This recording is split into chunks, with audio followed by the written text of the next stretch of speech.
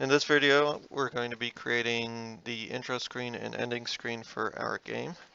This is the same file I was working with for the last video, where I assigned some basic logic to this cube.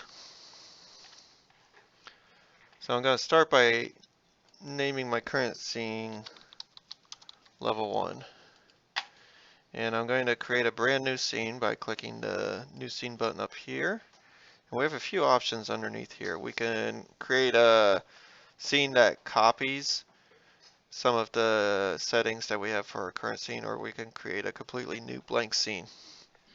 So we'll go ahead and do that for the first scene. And when we do that, well, we start off in the void. Whenever we create a brand new scene, the first thing we have to do is assign the scene to a world. We can assign the scene to an existing world by clicking the drop down here, or we can create a new world. And then we can create different worlds for different scenes which have different properties. But for now, we'll just use the same world.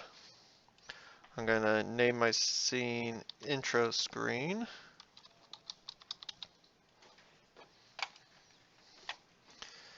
And then I'm going to switch to the Z-axis viewpoint.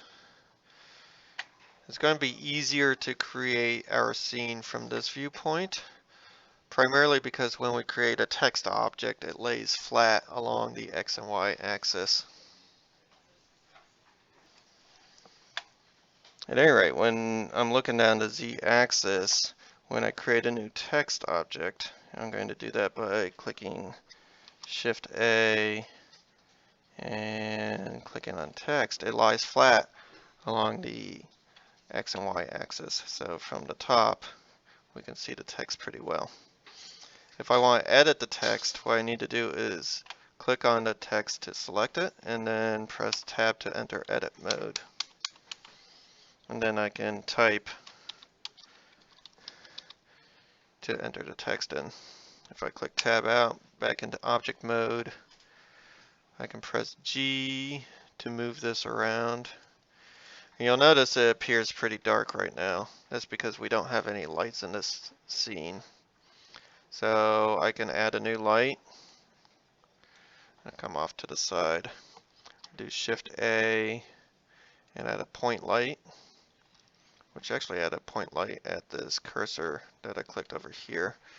That's okay. One thing we need to do with the light though is come down to the light properties under object data properties and increase the strength. By default the light is pretty weak, it's only 10 watts. So maybe up that to 1000 watts.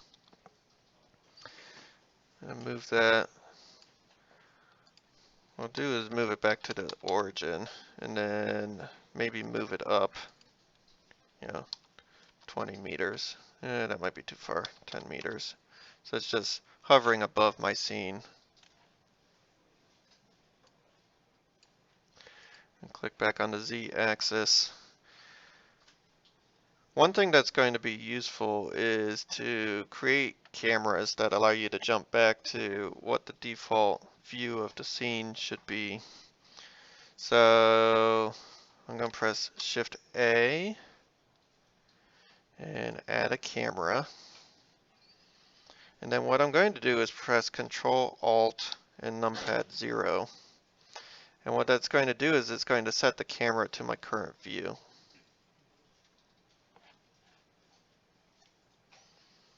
I'm a little off center here. So maybe move over a little bit and press Control Alt numpad 0. With the camera selected, you can actually enter into grab mode by pressing G, and you can kind of pan the camera around and center it up.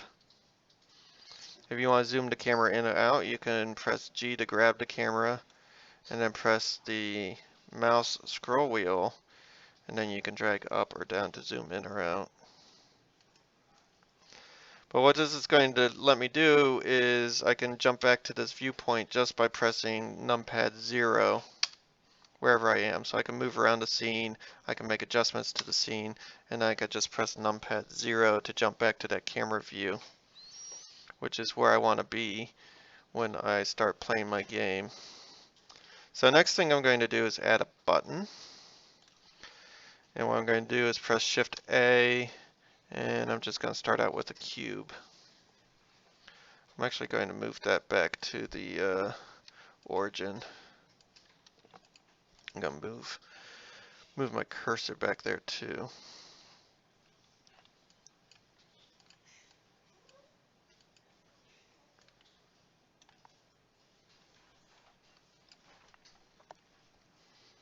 Okay, so I'll move this back to the origin. Go back to my selection tool, select my cube, and let's start shaping this. So I'm going to press S to scale. I'm going to type in 0.25.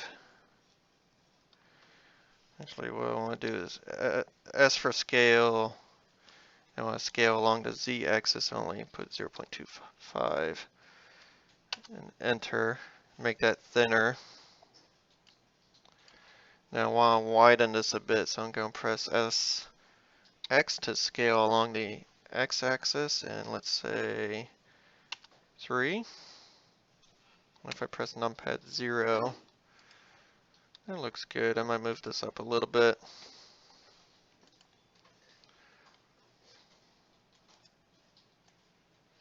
Maybe I want to bevel the edges of this object. So if I select the object and tab into edit mode and come up here to edge select, I can select the edges of my object by shift clicking and moving around. I'll jump back to the Z-axis. I want you to watch what happens though. If I press the bevel tool, which is right here, I start dragging, I get an uneven bevel. That's because, here I'm gonna undo that.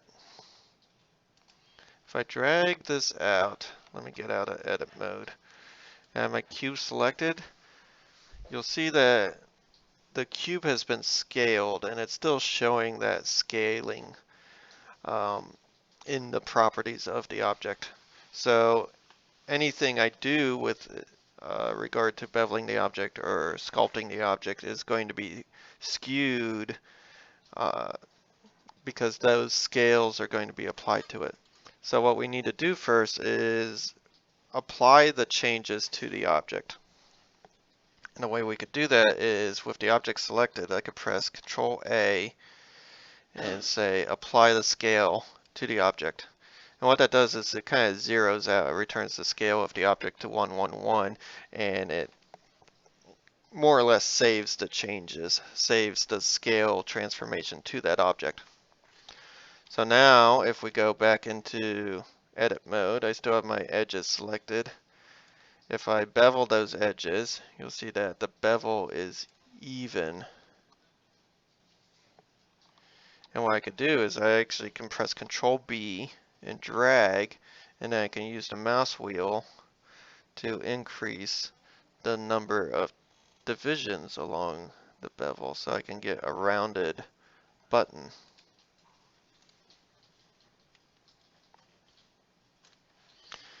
I can go to face select and select the face. I can inset that by either clicking on this tool or clicking the I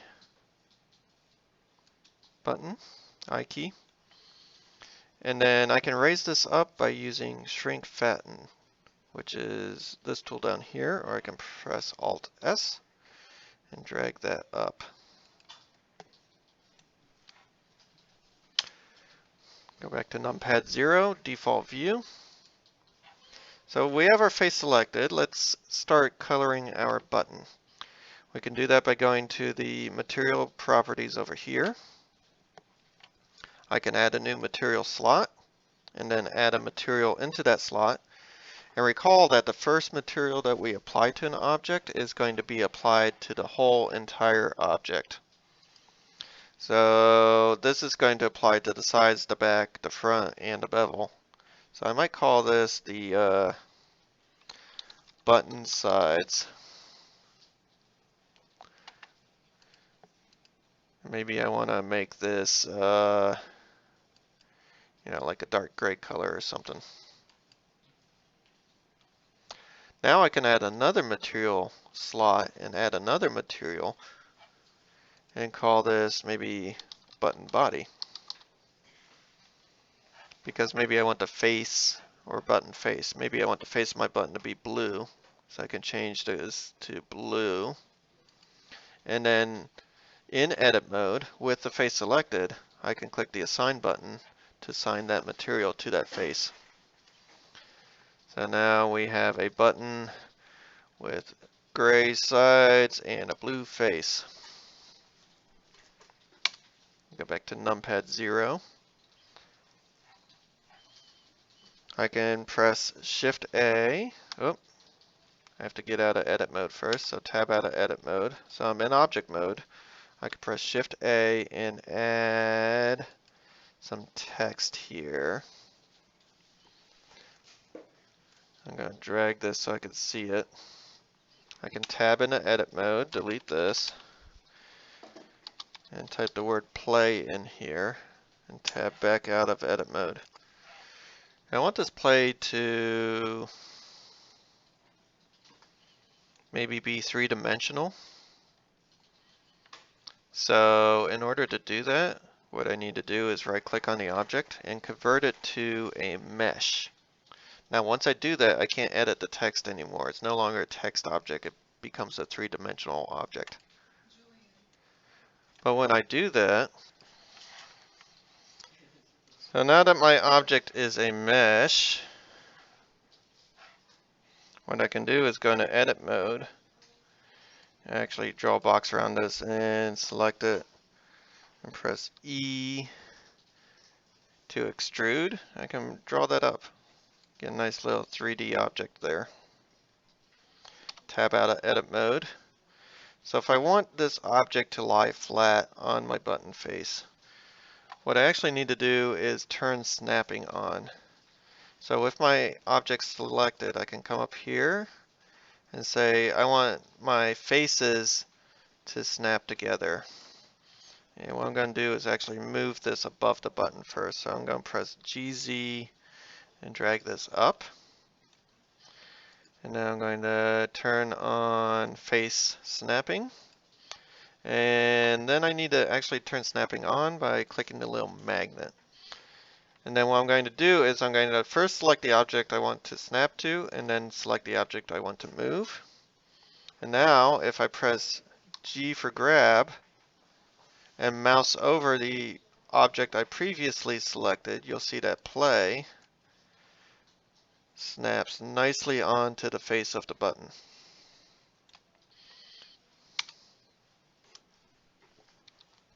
I can move this around a little bit, center that up. Alright. One other thing I need to do is add a logo to my intro screen. So I designed a logo in a previous file, and I can add that logo to this file by going up to File and clicking on Append and opening up the other Blender file. And when I do that, it kind of opens up a folder collection of objects inside that file. So there's a few ways to do this. I can either go and add the collection of objects, or I can add a specific object if I know which object I want to add.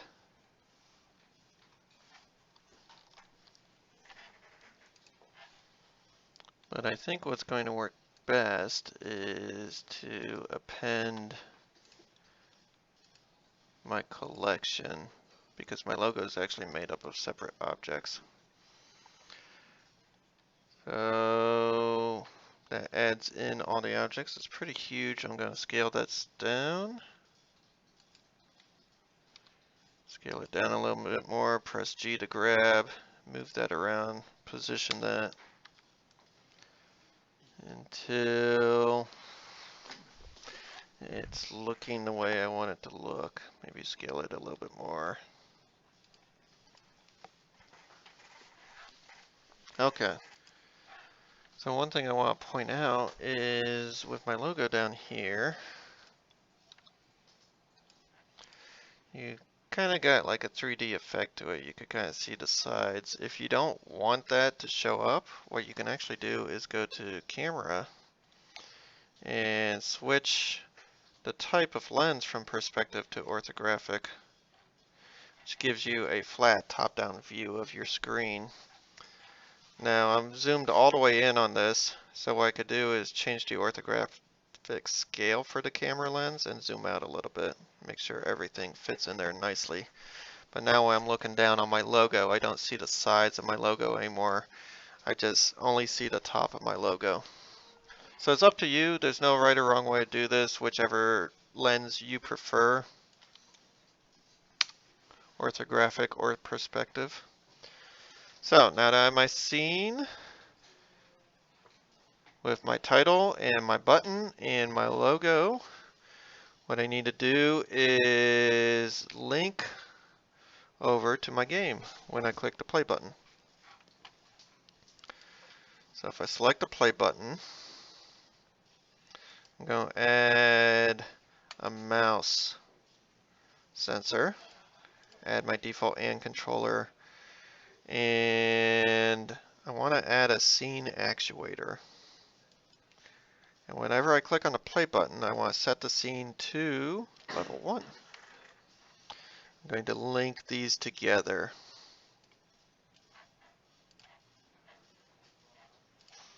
I'll just change this to level 1. So that I know that when I click on the play button, I'm going to level 1. Now there's one problem. If I press P for play to start the game engine, I can't see the mouse. The mouse is hidden by default. So what I actually need to do is add logic to show the mouse. I like to add the logic to the camera. We can use an always sensor. So whenever this camera is in use, I'm going to trigger a mouse activator. And the mouse activator lets us either, lets us show or hide the mouse based off of whether this visible is highlighted or not. So if I have visible highlighted, that will show the mouse. Link these together whenever this camera is active. So let's try that out. P for play. I can click on my play button. We have to go to level 1. And we did not set a default camera here. So what I'm going to do is kind of position myself where I want to be. I think I want to look down this way. Select my camera and press Ctrl Alt 0 to set the perspective. And I think I want to zoom out a little bit. So again, if I press G and the mouse wheel and drag, I can zoom out. Alright. Let's try that again. Let's go back to intro screen, press play.